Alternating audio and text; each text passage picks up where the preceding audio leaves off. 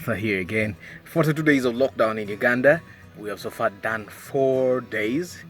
I want to share what you should look out before you pay for a car. I mean, when you decide to buy a car, that's not mine, but I want to give you tips on what you should look out for before you get your money to pay that broker, to pay that car owner, or to pay the seller of the car. Stay tuned.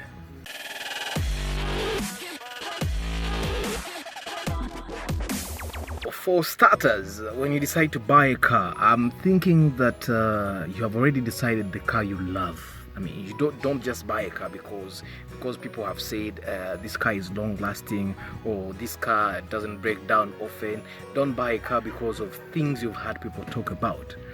I mean, majority of the times when people talk about things about cars, they're saying things they've had other people say. They're not saying things they've experienced. I mean, go to someone who says don't buy a Mercedes-Benz because of this and that and ask them how many Mercedes-Benz cars they have driven. Chances are they have not driven any Mercedes-Benz in the past. So don't buy a car because of what people say or what people have told you. Yeah, tip number one, buy a car you love. Don't buy a car that people say is good or that people say is long lasting, people say is reliable. Yes, you should listen to those things, but listen to those things about the car you want to buy. I mean, you will be happier driving a car you love than driving a car because people have said so.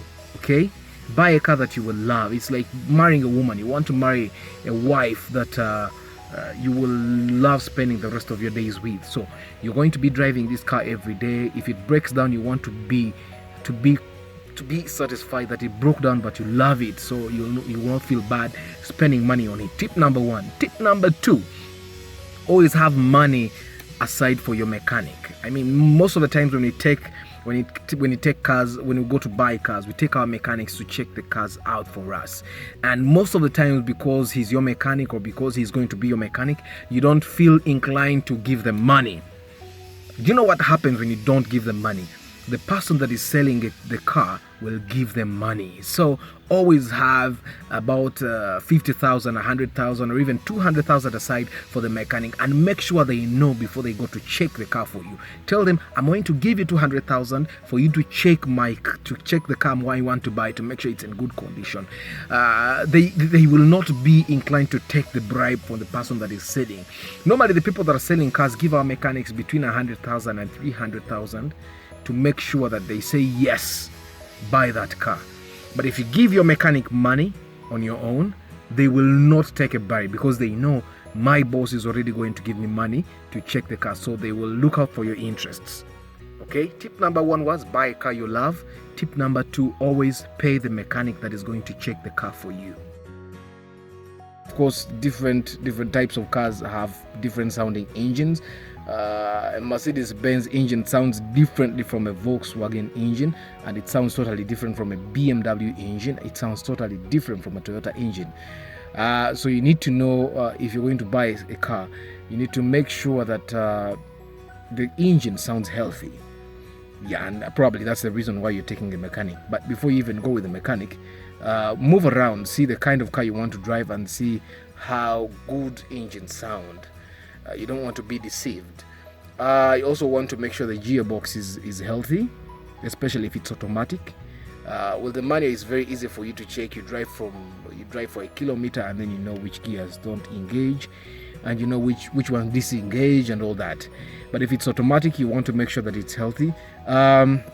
You also want to look under the car to check for any leakages, to make sure that the engine doesn't have leakages, the gearbox doesn't have leakages, because that's extra money for you to use in repairs.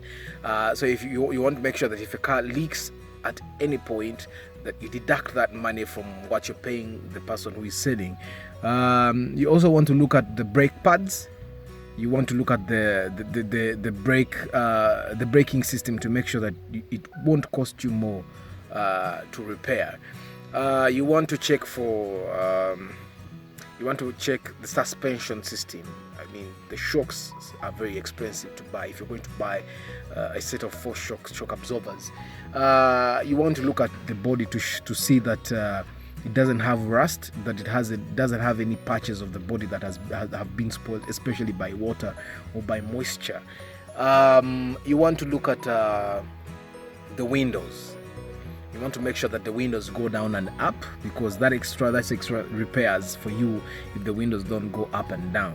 Now, all the things I'm telling you right now, this is what you best own to see if you're buying the right price. Now, normally when I go to buy a car that has an aspect that doesn't work, I buy it very, very cheaply, because I know I'm going to incur money in repairing those things. So you need to look at those things. Then it's very important to know which challenges the car you're going to buy has, especially with the electronic systems.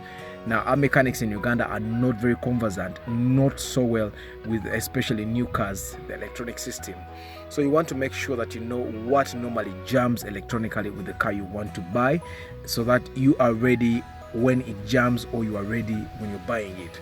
Because sometimes people sell cars because they think they're unrepairable, when it's a very minor electrical thing that can be fixed. So you want to know the challenges so that you are ready for all that. The other thing that normally jams with cars is the steering system. You want to make sure that it's not hard, because if it's hard, then that's extra repairs for you. For your comfort, you want to make sure the interior system is the interior of the car is comfortable enough for you to cruise around, because you're going to spend about 2 hours in that car, 2 hours of your day in that car, driving to and from work. So you want to make sure you feel comfortable driving that car. Then you're also going to want to check to make sure that the car doesn't have outstanding police and parking receipts. You need to know that if a car or a driver that was driving that car was fined by the police and he spent more than 30 days without paying that receipt, they are fined at least 50% of the fine. So if they got a receipt of 100,000 and they did not pay for it 30 days, then they'll have to pay, or you, the person that is buying the car, you'll have to pay 150. So you have to make sure that the car doesn't have any outstanding police fines. You also want to make sure that it doesn't have parking receipts. You see, almost every town or city has its own parking contractor. In Kampala city, we have multiplex. So you want to make sure that it doesn't have outstanding parking tickets. Okay, because if it has any, then you're going to pay for that. So you want to make sure that it doesn't have those. Then you want to make sure you want to look at the logbook. Is it genuine? And if it's genuine, can you access the person that is going to do the transfers for you? Also, you want to make sure that the logbook doesn't have any outstanding loans. There are people that go to banks and get loans with the logbooks.